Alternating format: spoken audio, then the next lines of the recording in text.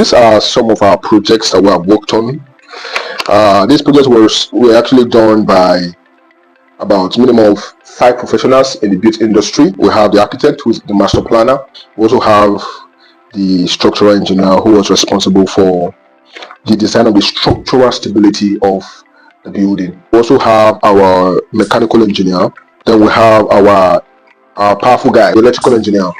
Our quantity surveyor was responsible for the cost estimation for the projects. I will leave out our land surveyor, who did the cadastral survey for the plots. But among these professionals in the built environment, one of them is the most powerful, is the most influential.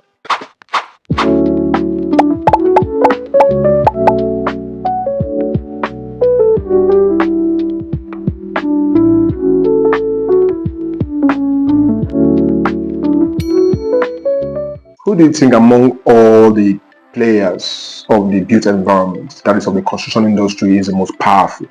Is it the architect, or is it the structural engineer? And then is it the mechanical engineer? Is it the quantity surveyor? Or what about the estate manager and valuer? What about the lawyers in the industry? What about the artisans? Who do you think is the most powerful? So the most powerful player in the industry is not the architect. It's not the structural engineer. It is the client.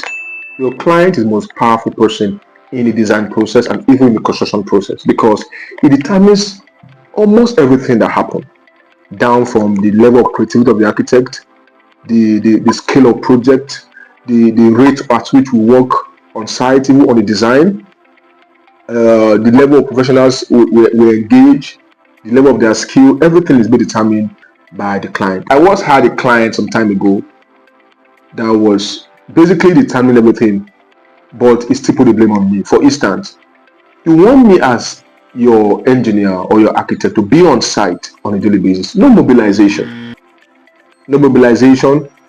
Then how do I go to site? So by that idea of mobilization, you are influencing my availability.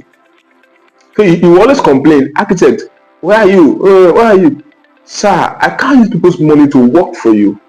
You don't mobilize, you can't come to site. So the client has invariably determined my showing up. Some client will say, architect, let's put my door from the roof. Okay, from the roof, all right, no problem. That means he has invariably also determined the position of doors of the entrance and exit of that design project. Clients basically influence everything. So great architecture is produced by great clients and not great architects.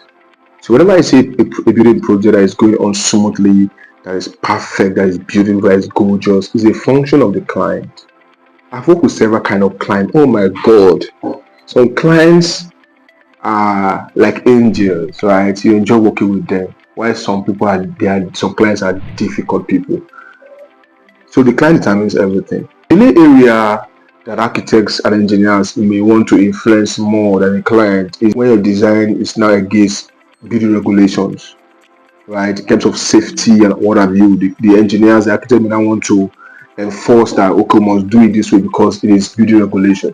And building regulations is around like 30% or even less in the entire decision making of a building project.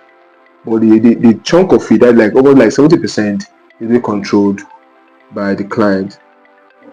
So let me pray for our clients to become better financiers, better leaders. With that, we'll have great architecture. For instance, in Nigeria, of course, we'll have great architecture, we'll have great designs, great construction.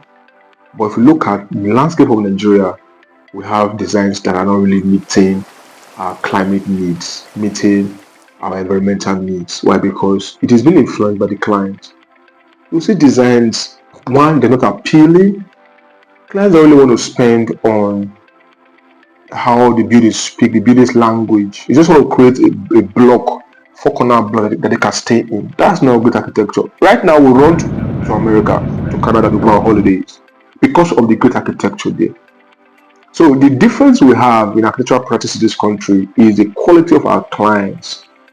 If the quality of our clients can increase, we'll observe that we'll start having great architectural or engineering designs, and that will actually ultimately affect the total productivity of the users of such buildings. So clients, I hear you. Oh, yeah, the oga patapata of them all.